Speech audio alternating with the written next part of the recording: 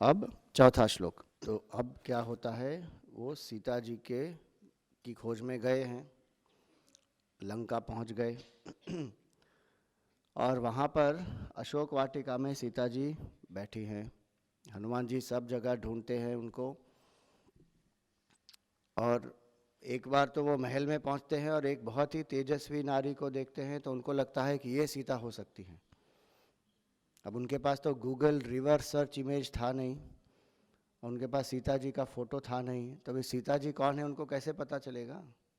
वो तो ढूंढ रहे हैं सीता जी को। एक बहुत ही तेजस्वी नारी को देखा उन्होंने, उनको लगा ये सीता हो सकती है।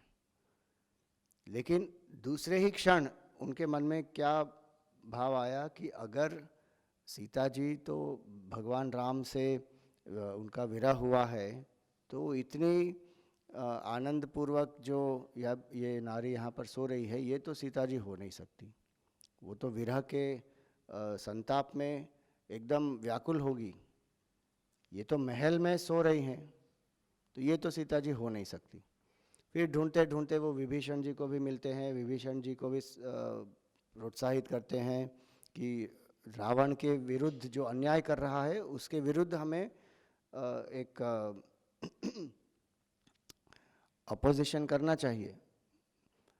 क्यों? क्योंकि जब अच्छे लोग पैसिव होते हैं, यही कारण होता है दुख का संकट का। Good people are passive. Vibhishan एकदम गुडी गुडी बनकर वहां पर रहे थे, लेकिन हनुमान जी से भेंट हुई उसके बाद उन्होंने रावण का खुलकर विरोध किया कि जो वो रावण कर रहे हैं वो गलत है। तो अधर्म का विरोध होना चाहिए। जो धार्मिक व्यक्ति होते हैं, जो अच्छे व्यक्ति होते हैं, उनमें वो शक्ति होनी चाहिए कि अधर्म का विरोध करें। अगर हमारा धर्म और हमारी अच्छाई हमको दुर्बल बना रहे हैं, तो वो धर्म नहीं है, एक्चुअली वो तमोगुण है। धर्म हम में शक्ति का संचार करता है। तो फिर विभीषण जी को भी उन्होंने ये सब बताया, और विभीषण जी ने उनको सूचना दी कि सीता जी कहाँ पर हैं, अशोक वाटिका में हैं। जब वो वहां पहुंचे तो उन्होंने क्या देखा, सीता जी का शरीर जो है एकदम दुबला पतला हो गया है, वो अन्न नहीं खा रही हैं, उनका वो बहुत निर्बल हो गई हैं। चार चीज़ें वो देखते हैं। पहले, सीता जी का जो शरीर है वो एकदम दुर्बल हो गया है। दूसरा, उनकी जो दृष्टि है वो हमेशा उनके ही चरणों पर है, वो लोगों को देख भी नहीं रही हैं, केवल नीचे देखते हैं, चरणों पर। तीसरा, उनको हमेशा भगवान का स्मरण हो रहा है मन में। और चौथा, वाणी से वो भगवान का नाम ले रही हैं। तब हनुमान जी को कन्फर्मेशन हो गया कि ये सीता जी हैं। कोई एक संत लिखते हैं कि जब भजन बढ़ता है ना, तो वजन कम होता है। जब भजन बढ़ेगा तो वजन कम होगा क्यों? क्योंकि भजन में जो आनंद होता है, उसके बाद व्यक्ति को और विषयों का आनंद सेवन करने की इच्छा ज़्यादा नहीं होती है, वो तृप्त होता है व्यक्ति। सो भजन जब घटता है तब वजन बढ़ता है। तो वेट लॉस की एक बहुत अच्छी टिप है, भजन बढ़ाओ, वजन घटाओ तो सीता जी का वजन बहुत कम हो गया था, शरीर दुर्बल हो गया है, वाणी से वो भगवान का नाम ले रही है, इंद्रियों से वो केवल अपने ही चरण देख रही है, क्योंकि वो भगवान राम के चरणों का स्मरण कर रही हैं, और बाकी किसी से उनको व्यवहार नहीं करना है। दुस्संग है ना, दुस्संग से उनको दूर रहना है, क्योंकि राक्षसियों के बीच में रहती हैं। अब क्या किसको देखेंगे, क्या बात करेंगे, कुछ नहीं हो पाएगा वहाँ पर। तो ये उनकी परिस्थिति है। और हनुमान जी वहाँ पर उस पेड़ पर पहुँच गए जहाँ पर सीता जी नीचे बैठी थी। उस समय क्या हुआ, हनुमान जी ये सोच रहे हैं कि अब मैं क्या करूं, क्या मैं नीचे कूदकर उन्हें बताऊं मैं रामदूत हूं, क्या मैं जो मुद्रिका है वो डाल दूं, मैं क्या करूं वहां पर। उस समय क्या होता है, रावण वहां पर आता है मंदोदरी के साथ, अपने दूसरी रानियों के साथ, अपने सेना के साथ, और वो रावण सीता जी को कहता है कि मुझसे विवाह कर लो। सीता जी एक घास तिनके का रखती हैं उनके सामने, और वो घास को देखकर बोलती हैं, वो रावण को भी नहीं देखेंगी। वो घास को देखकर बोलती हैं कि राम जो हैं वो सूर्य हैं और मैं एक कमल हूँ, और सूर्य कमल को खिलने के लिए क्या आवश्यक होता है? सूर्य का प्रकाश चाहिए कमल को खिलने के लिए। एक जुगनू से कमल नहीं खिल सकता। वो घास को देखकर बोल रही है कि रावण क्या है? एक जुगनू है राम के सामने, और असंभव है कि सीता जी राम का त्याग करेंगे, भगवान राम को छोड़ देंगे और उनके साथ विवाह करेंगे।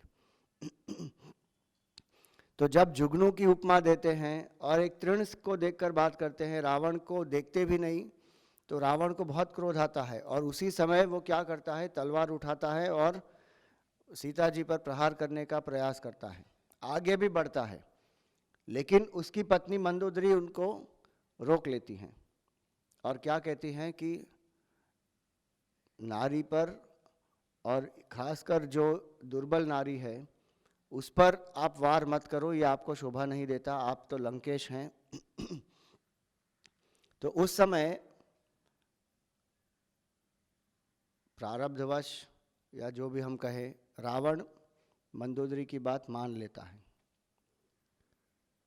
कारण ये भी है उसका कि उसको एक श्राप था कि अगर वो किसी स्त्री पर जोर जबरदस्ती करेगा तो उसका जो सर है वो 1000 टुकड़ों में विस्फोटित हो जाएगा।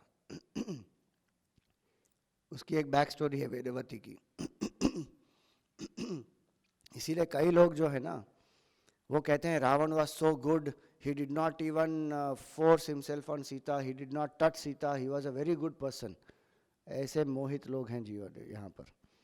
He did not touch Sita and force himself because he had a curse. वो मर जाता नहीं तो।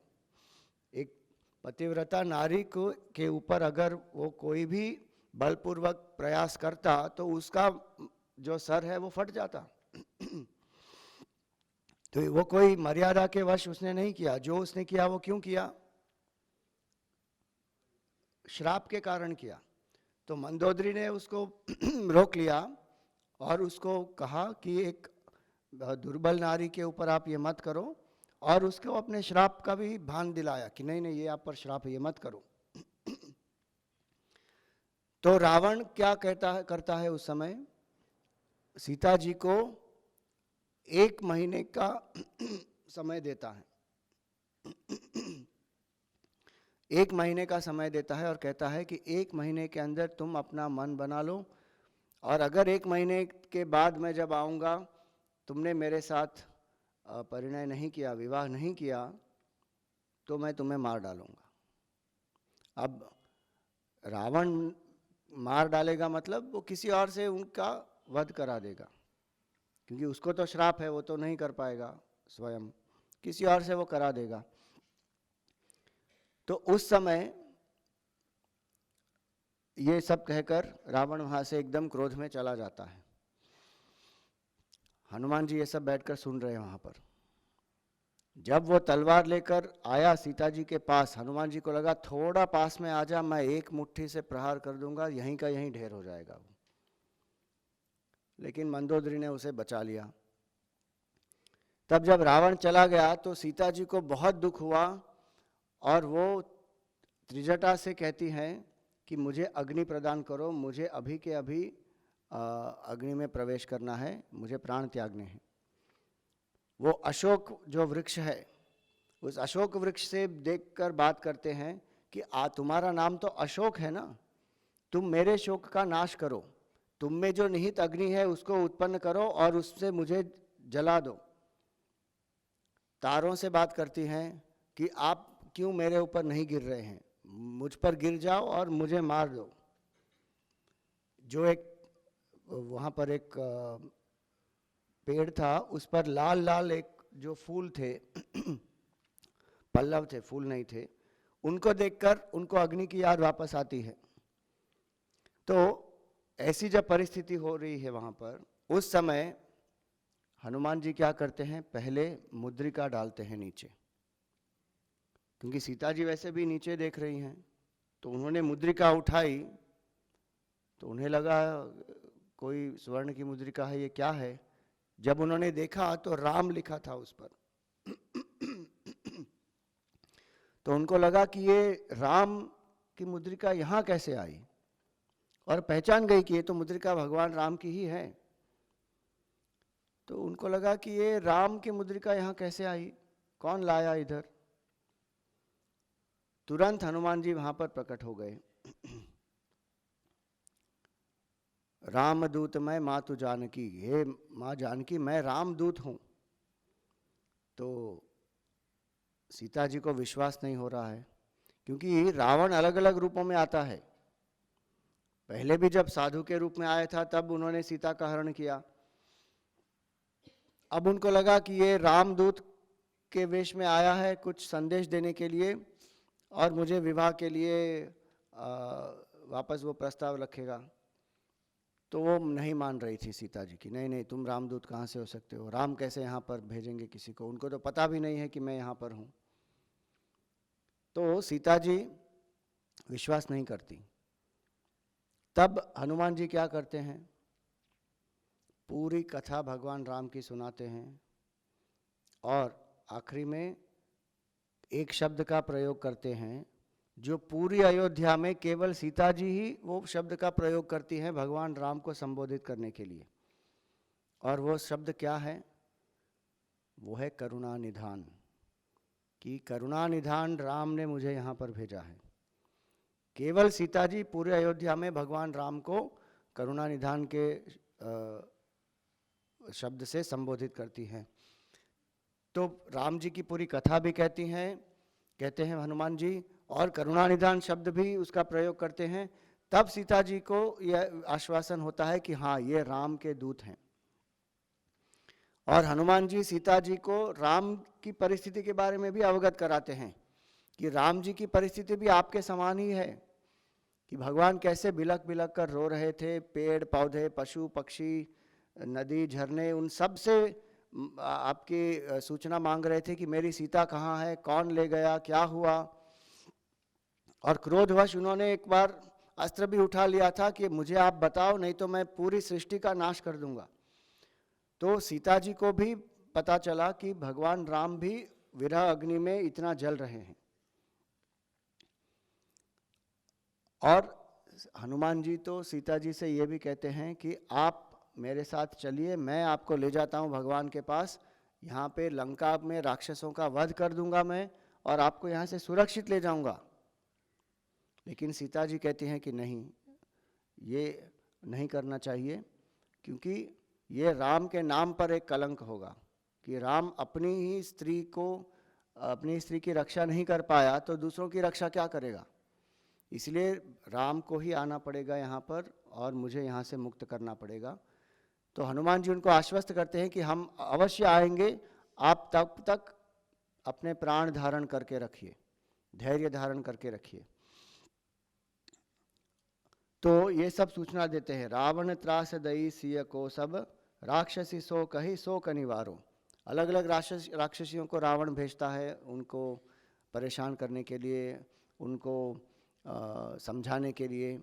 लेकिन हनुमान जी वहाँ पर पहुँच जाते हैं, उनको भगवान राम की सूचना दे देते हैं, भगवान राम की मुद्रिका भी दे देते हैं, और आश्वासन भी दे देते हैं उनको। अब इन सब के बाद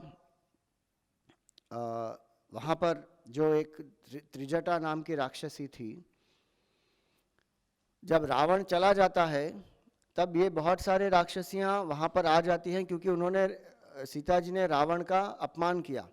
तो वो वहाँ पर आ जाती हैं और सीता जी पर वो आक्रमण करती हैं। उस समय त्रिजटा उनको रोकती है कि तुम रुको, मेरे स्वप्न में कल रात को एक वानर आया था, और वो वानर बहुत ही शक्तिशाली वानर था। उसने पूरी लंका में आग लगा दी, और मैंने देखा रावण गधे के ऊपर बैठा है, और रावण का नाश होने वाला है, ये कुछ ही समय में होने वाली बात है, ये अवश्य होगा। अब त्रिजटा बहुत ही सात्विक राक्षसी थी। आप कहेंगे राक्षसी और सात्विक, उसका कर्मवश कोई राक्षसी कुल में जन्म हो गया, लेकिन वो थी तो बड़ी सात्विक व्यक्ति, और वो सीता जी को हमेशा सांत्वना देती थी। तो ये त्रिजटा ने सबको बताया था, और उस समय फिर वहां पर हनुमान जी भी आए, तो सभी राक्षसियों को लगा कि अरे इसका जो स्वप्न है वो तो सत्य होगा। तो वो एकदम सब डर गए कि अरे हम सबका अंत होने वाला है, नहीं नहीं ये जो सीता है कोई साधारण स्त्री नहीं है। और त्रिजटा सबको बता देती है कि ये जगत जननी है, ये कोई साधारण स्त्री नहीं है यहाँ पर। और रावण ने जो किया वो दुष्कर्म का परिणाम, पूरी लंका ध्वस्त होने ही वाली है। तो जैसे ही उसको ये उन सबको ये पता चला, उन्होंने सीता को त्रास देना बंद कर दिया। तो हनुमान जी ने सीता जी को राम जी के बारे में सब बताया, राक्षसियों के त्रास से भी बचाया, और उसके बाद तो बहुत सारी लीलाएं होती है, आप सबको पता है। वो रावण से मिलते हैं, अक्षय कुमार का वध करते हैं, बहुत कुछ होता है, पूरी लंका को जला देते हैं और फिर वापस आ जाते हैं। तो ताही समय हनुमान महाप्रभु जाय महारजनीचर मारो, बहुत सारे बड़े बड़े राक्षसों का वध करते हैं वहाँ पर। और चाहत सिय अशोक सो आगिसु, जब अशोक वृक्ष से, अशोक वाटिका में सीता जी अग्नि की मांग करते हैं, तब दय प्रभु मुद्रिका शोक निवारो, भगवान की मुद्रिका देखकर हनुमान जी ने उनके शोक का निवारण किया। को नहीं जानत है जग में कपि संकट मोचन नाम तिहारो, तो सीता जी के कष्ट का भी निवारण किया उन्होंने। अब यहाँ सांकेतिक अर्थ क्या है, अलग अलग चीज़ें हैं इस प्रसंग में। तो पहली चीज़ ये है कि जब 14 साल तक भगवान और सीता जी और लक्ष्मण जी वनवास में थे, ये जो लीला हुई ये आखिरी 1 साल में हुई। 13 साल तक उनका समय बहुत सुखमय समय था, सत्संग में बीता, ऋषि मुनियों के सानिध्य में, तपस्या में, उन्होंने बहुत अच्छा समय बिताया। लेकिन जब वो स्वर्ण मृग को देखा सीता जी ने, तब क्या हुआ? गुरुदेव कहते थे कि हमेशा सीता जी की दृष्टि भगवान राम पर ही होती थी, हर समय। लेकिन जब वो राम से विमुख होकर स्वर्ण मृग को उन्होंने देखा, तब उनके मन में उसको प्राप्त करने की इच्छा हो गई। उन्होंने भगवान राम से कहा कि ये स्वर्ण मृग अगर हम अयोध्या ले जाएंगे तो कितना सुंदर होगा, कि हमारे जो बगीचे में स्वर्ण मृग वहाँ पर विहार करेगा तो बहुत ही आनंद पूर्वक होगा। अगर आप उसको जीवित नहीं ला सकते तो उसकी जो स्वर्ण त्वचा है उसको लेकर आइए। इतना मन ऑब्सेस्ड हो गया था कि जीवित नहीं प्राप्त हुआ तो एटलीस्ट उसकी जो खाल है वो स्वर्ण की है, वो स्वर्ण खाल लेकर आ जाए। अब इसको कहते हैं इच्छा, एक स्वार्थी इच्छा। ये स्वार्थ हमारे संकट का कारण है। और स्वार्थ कब उत्पन्न होता है? जब हम प्रभु से विमुख हो जाते हैं। पूर्णता का बोध हमें जब नहीं होता तो अपूर्णता का अनुभव होता है, और अपूर्णता का जब अनुभव होता है तो किसी और चीज़ को प्राप्त करके पूर्णता हम प्राप्त करना चाहते हैं। हमको लगता है कि ये वस्तु प्राप्त हो जाए, ये व्यक्ति प्राप्त हो जाए, यहाँ चला जाऊँ, ये बन जाऊँ, तब मैं ज़्यादा सुखी हो जाऊँगा। लेकिन इसका मूल कारण क्या है कि हम अपना ही आनंद स्वरूप जो है उसको भूल गए हैं। अज्ञान होता है, उसके कारण देहात्म भाव होता है, उसके कारण फिर व्यक्ति के मन में इच्छाएं उत्पन्न होती हैं। अज्ञान, अपूर्णता का भाव, अज्ञान, देहात्म भाव और अपूर्णता का भाव। अपूर्णता जब होती है तब इच्छा उत्पन्न होती है। गुरुदेव कहते थे कि जब व्यक्ति भोजन कर लेता है तो व्यक्ति का पेट जब पूरा भर जाता है तो कुछ भी अगर हम उस व्यक्ति को दें, क्या उस व्यक्ति को खाने की इच्छा भी होगी? क्यों? क्योंकि पूर्णता है। लेकिन वही व्यक्ति 3-4 घंटे के बाद क्या करेगा? उसको खाने की इच्छा हो जाएगी। क्यों? क्योंकि एक अपूर्णता का अनुभव होता है। जब जब अपूर्णता का अनुभव होता है तब तब व्यक्ति पूर्णता के लिए कुछ और प्राप्त करने की इच्छा करेगा। यहाँ सीता जी को अपूर्णता का अनुभव क्यों हुआ? क्योंकि वो राम से विमुख हो गई, भगवान की तरफ ही उनकी जो उनका एक ध्यान रहता था वो भगवान से ध्यानच्युत हो गया और संसार की तरफ बढ़ गया। और जब संसार की तरफ बढ़ गया तो उन्होंने विषयों का चिंतन शुरू कर दिया। मारीच जो आया था स्वर्ण मृग के रूप में, तो मोह हो गया उनको।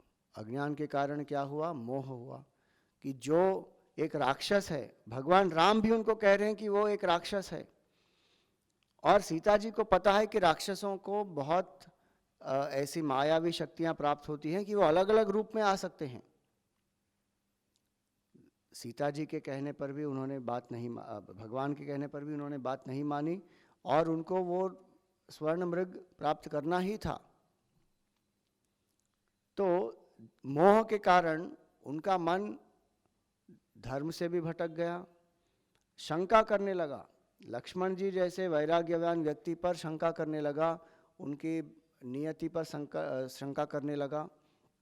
भगवान राम के धैर्य का उन्होंने अंडर एस्टिमेशन कर लिया, क्योंकि जब मारीच को बाण लगा तब उसने क्या जोर से आवाज लगाई, लक्ष्मण बचाओ, लक्ष्मण बचाओ। ये उसका एक कपट था। और लक्ष्मण जी को पता है कि भगवान राम को कोई संकट नहीं आ सकता, क्योंकि कुछ समय पहले अकेले भगवान राम ने 14,000 जो राक्षस थे, वो जनस्थान में ये पूरी लीला हुई, 14,000 राक्षसों का वध किया था भगवान ने अकेले, और सीता जी को भी ये पता है। तो एक राक्षस जो था वो भी स्वर्ण मृग के रूप में आया था, वो किस तरह भगवान राम को उन पर आक्रमण करके उनको हानि पहुंचा सकता है? वो हो ही नहीं सकता, असंभव है। सीता जी को लक्ष्मण जी ये सब बताते हैं कि ये असंभव है, राम जी को किसी की सहायता की आवश्यकता नहीं है, इसीलिए मुझे जाने की भी आवश्यकता नहीं है, और भगवान ने मुझे यहाँ पर आपकी सुरक्षा के लिए रखा है, मैं वो कर्तव्य नहीं छोड़ सकता। तब सीता जी लक्ष्मण जी के ऊपर भी संदेह करती हैं कि तुम्हारी कुदृष्टि है मुझ पर। देखिए, आप लक्ष्मण जी जैसे वैराग्यवान व्यक्ति जो 14 साल में एक दिन नहीं सोए, एक रात नहीं सोए, जो त्याग करके आए हैं, उनको तो आने की आवश्यकता भी नहीं थी, लेकिन वो अपना महल, सुख, शांति सब छोड़कर भगवान के साथ वन में विचरण कर रहे हैं, भटक रहे हैं यहाँ पर भगवान की सेवा में, लेकिन सीता जी उन पर भी संदेह करती हैं। तो हमारा जो स्वार्थ होता है ना, वो बहुत बड़े संकट का कारण है, क्योंकि हम भगवान का स्मरण नहीं करते, हम कौन है ये हम जानते नहीं, हम अपने ही आनंद स्वरूप से विमुख हो जाते हैं, तब फिर इच्छाएं हम पर हावी हो जाती हैं। इच्छाओं के कारण, स्वार्थ के कारण हम बहुत सारी चीज़ें जो धार्मिक होती हैं उसको भी भूल जाते हैं। लोगों की नियति पर हम संदेह करना शुरू कर देते हैं। जो हमारे अपने हैं वो हमें वैरी के रूप में दिखते हैं, और जो हमारा वैरी है, जो हमारा शत्रु है, वो हमें शुभचिंतक के रूप में दिखाई देता है। ये सब क्यों होता है? क्योंकि विषयों का चिंतन हम ज़्यादा करते हैं। इसलिए भक्ति में कहा कि एक भक्त के लिए परम दुख का कारण क्या है? तद विस्मरणे परम व्याकुलता। जब हम भगवान को भूल जाते हैं, एक भक्त जब भगवान को भूल जाता है तब उसको बहुत व्याकुलता होती है कि अरे मैं भगवान को भूल गया। एक सुंदर कथा आती है सीता जी के, राधा जी के बारे में, कि राधा जी एक तालाब के पास बैठी हैं, श्री कृष्ण की प्रतीक्षा कर रही है वहाँ पर, और भगवान को जिस समय आना था उस समय भगवान वहाँ पर नहीं पहुँच पाए, कुछ समय देर से आए। और जैसे ही भगवान आए उन्होंने एक क्षमा याचना की कि मुझे क्षमा करो, मैं बहुत देर से आया, तुमको यहाँ पर प्रतीक्षा करनी पड़ी। तो सीता जी एकदम भगवान को देखकर ही उनके मन में, राधा जी भगवान को देखकर ही उनके मन में एक बहुत आनंद आ गया, लेकिन दूसरे ही क्षण एकदम उदास हो गई। तो भगवान ने कहा कि आप उदास क्यों हैं, अब तो मैं आ गया हूँ। तो राधा जी ने कहा कि जब तक आप यहाँ पर नहीं थे तब तक मेरा स्मरण आपका ही हुआ, मैं आपका ही चिंतन कर रही थी, कृष्ण कृष्ण कृष्ण कृष्ण कृष्ण।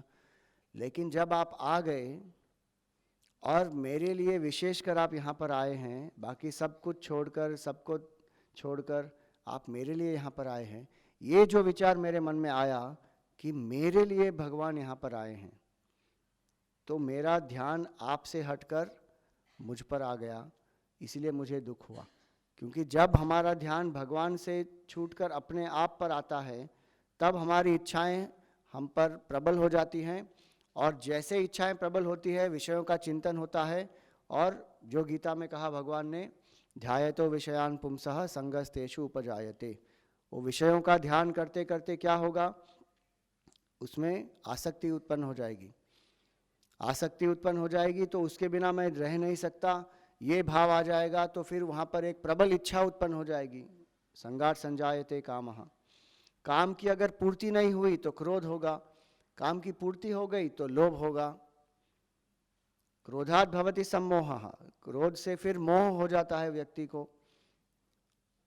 सम्मोहात् स्मृति विभ्रमः, क्या धार्मिक है क्या अधार्मिक है, पूरी स्मृति भी भ्रष्ट हो जाती है।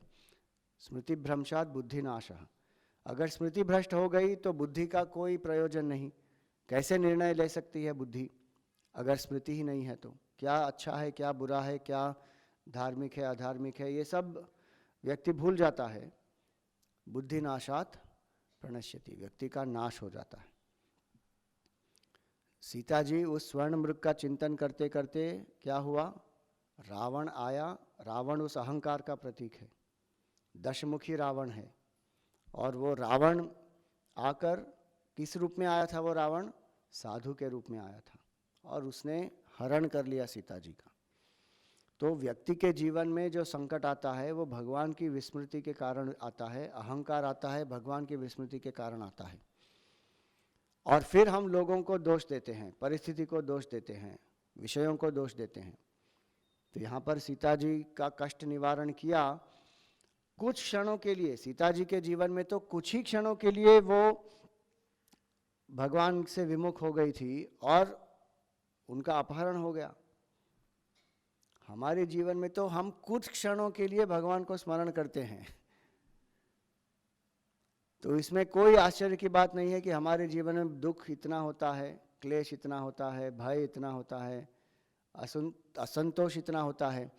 जो कुछ भी हम प्राप्त करें उसके बाद भी जीवन में सुख होता नहीं, व्यक्ति को और चाहिए, ये लालसा होती रहती है। जो 10 मुख हैं रावण के, वो इसी का प्रतीक है।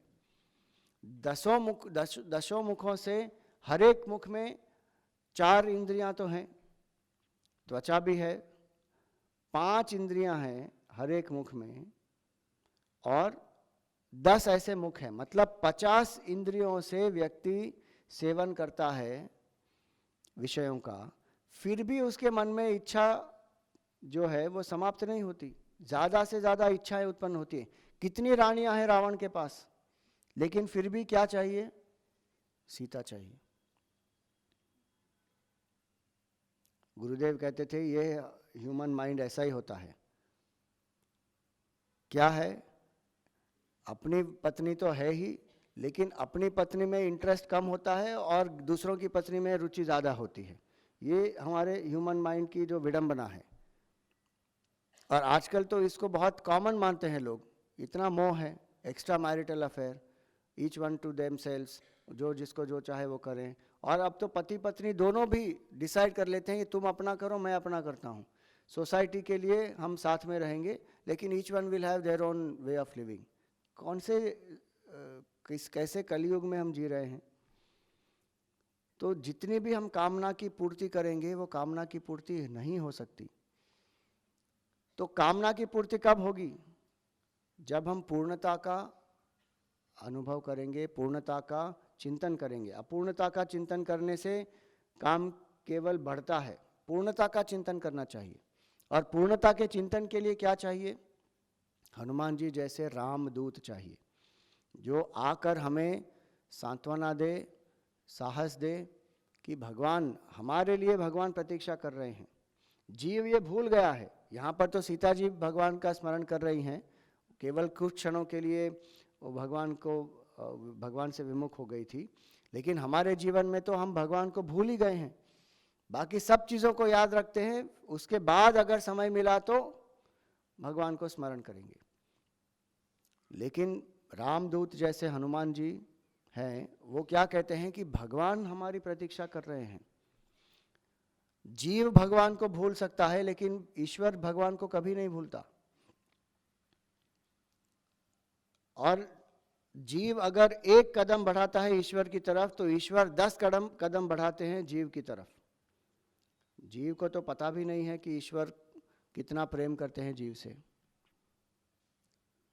यहाँ पर गीता में भी आता है, सुहृदम सर्वभूतानाम ज्ञात्वा माम शांति मृच्छति। भगवान हमारे सुहृद हैं, हमारे परम मित्र भी हैं, हमारे हितैषी भी हैं, और हम भी अगर उनको भूल जाए तो भी वो हमको नहीं भूलते और हमारे रक्षण करते हैं, हमारा पालन पोषण करते हैं। तो ऐसे भगवान को क्यों हम भूल जाते हैं? तो भगवत विस्मृति हमारे बहुत सारे दुखों का कारण है, अहंकार का कारण है, और अहंकारवश जो भी क्लेश होता है वो सब भगवत विस्मृति के कारण ही होता है। लेकिन फिर भी भगवान की कृपा क्या है कि हमको सत्संग मिल जाता है। अगर हमारे जीवन में कोई संत आते हैं, कोई सद्गुरु आते हैं, कोई सत्संग आता है, तो ये किसका प्रतीक है? ये ईश्वर की बहुत बड़ी कृपा और अनुकंपा का प्रतीक है कि उनकी कृपा के बिना सत्संग, गुरु या कोई साधु महात्मा, कोई भक्त के साथ परिचय ही नहीं होगा हमारा। तो रामदूत है यहाँ पर, समुद्र को पार करके आए हैं।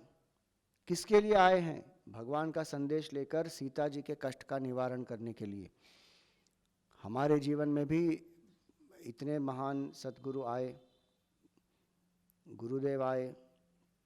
हनुमान जी समुद्र पार करके आए, गुरुदेव पहाड़ पार करके आए, हमारे लिए हिमालयों से आए। हमारे जीवन में वो रामदूत बनकर ही आए। और हम में तो इतनी जिज्ञासा भी नहीं थी, इतनी मुमुक्षा भी नहीं थी कि हम भगवान को प्राप्त करना चाहते हैं। सीता जी के मन में तो इतनी थी।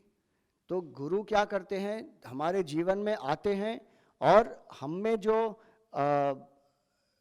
डिमांड भी नहीं होती, वो डिमांड भी क्रिएट करते हैं कि हमारे जीवन के दुख का कारण क्या है। वो दुख का कारण भी बताते हैं सत्संग के द्वारा। दुख के कारण की निवृत्ति कैसे हो वो भी बताते हैं। और उससे उनको क्या प्राप्त करना है? कुछ भी नहीं। निस्वार्थ भाव से गुरु हमारे जीवन में आते हैं, हम में जिज्ञासा का भाव उत्पन्न करते हैं, हम में एक साधक का भाव उत्पन्न करते हैं, साधना का पथ प्रशस्त करते हैं। साधना में जब हम चलते हैं तो जो विघ्न बाधाएं आती हैं उनको कैसे हम उन पर विजय प्राप्त करें ये भी बताते हैं। और अंत में गुरु कृपा के कारण ही व्यक्ति अपने लक्ष्य तक भी पहुंच जाता है। हनुमान जी जो हैं वो रामदूत बनकर आए, और इसी के कारण फिर हनुमान जी के कारण ही सीता जी और राम जी का मिलन भी हो गया। तो ये था चौथा पद।